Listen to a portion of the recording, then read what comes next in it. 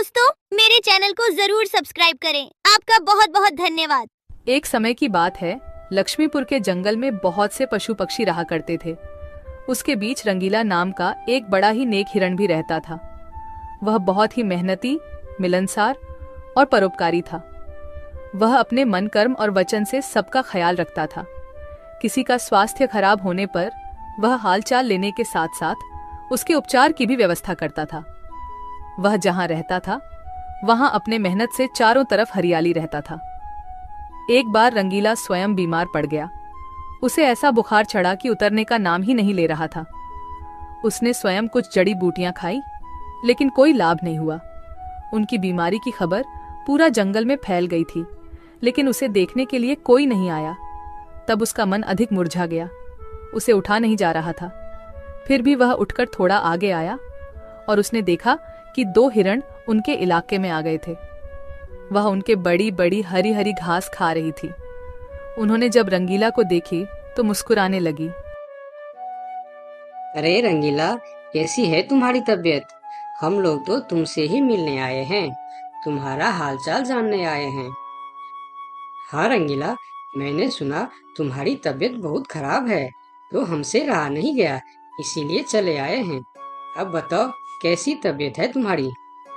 तबीयत में कुछ सुधार नहीं आया है, अब कोई दूसरी दवा लेनी पड़ेगी। हाँ हाँ, अच्छी दवा लेना और अपनी ख्याल रखना। अब तुम आराम करो, हम चलते हैं। रंगीला मुड़कर अपनी घर के तरफ चला गया और इधर दोनों हिरण फिर से रंगीला के इलाके के हरे हरे घास खाने लगी। हमने इस जगह के बारे में जितना सुना था उससे कहीं ज्यादा पाया। रंगीला ने बड़ी मेहनत से ये गुलशन सजाया है। चारों तरफ हरियाली ही हरियाली है। देखकर और खाकर तबीयत खुश हो गई। अभी पेट भरकर खा लेता हूँ, फिर कल रंगीला से मिलने के बहाने आ जाऊंगा। हमें रंगीला से क्या काम, हमें तो यह हरियाली खींच लाई है। चलो, हम फिर कल आएंगे रंगीला से मिलने के बहाने। जब दोनों हिरण का पेट भर गया तब वह वहां से चले गए और अपने इलाके में जाकर वह रंगीला के इलाके के हरे हरे घास के बारे में तारीफ करने लगे। अरे भाई, यहाँ सूखे घास खाकर पड़े हो, वहाँ जाओ रंगीला के दरबार में, रंगीला का हालचाल पूछो और पेट भर के हरे हरे घास खाओ। बहुत अच्छा है रंगीला, उसके बीमार होने पर भी हमें हरे हरे घास खाने के लिए मिल रहे हैं। रंगीला बहुत अच्छा है, बड़ा ही नेक हिरन है। उसके बीमार होने पर भी हमें हरे हरे घास खाने के लिए मिल रहा है।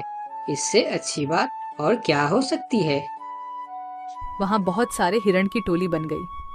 वह सब रंगीला के पास पहुंच गए और रंगीला का हालचाल पूछने लगे। पहले तो रंगीला को इस बात की बहुत खुशी हुई कि कितने सारे लोग इनके हालचाल पूछने आ गए, लेकिन उसके बाद का नजारा देखकर रंगीला का सर चकरा गया। सारे हिरण उनके इलाके के घास खाने में जुट गए थे। कुछ हिरण तो फल भी खा रहे थे। उनके पास सर उठाकर इधर उधर देखने की भी फुर्सत नहीं थी। रंगीला बेचारा मन ही मन सोचने लगा कि यह लोग मेरे पास 2 घड़ी भी नहीं रुके और घास खाने में जुट गए। अगर यही हाल रहा तो मेरे इलाके के सभी घास खत्म हो जाएंगे, मेरे खाने के लिए भी कुछ नहीं बचेगा। लेकिन उसके थोड़ा देर बाद ही उनका मित्र भालू वहां आ गया। उसके आने में देर हो गया था। माफ करना दोस्त, मुझे आने में देर हो गई है। तुम्हारे लिए औषधि लाने बहुत दूर चला गया था। औषधि तो मिल गई, लेकिन आने में थोड़ी देर हो गई। ये जड़ी बूटी तुम जल्दी खा लो और जल्दी से ठीक हो जाओ मेरे दोस्त। रंगीला ने वह औषधि खाई और कुछ देर बाद ही उसे आराम मिलने लगा।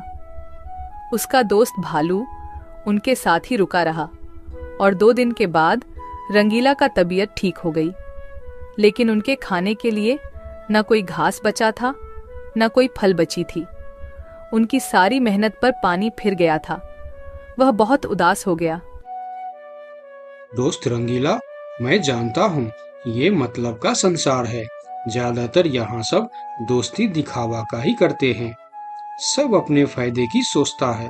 तुम चिंता मत करो, हम दोनों मिलकर यहाँ फिर से अपना गुलशन सजाएंगे, एक नई दुनिया बनाएंगे। इस कहानी से हमें यह सीख मिलती है कि मन में कपट रखने वाला मित्र शत्रु से भी ज्यादा खतरनाक होता है। दोस्तों, मेरे चैनल को जरूर सब्सक्राइब करें। आपका बहुत बहुत धन्यवाद।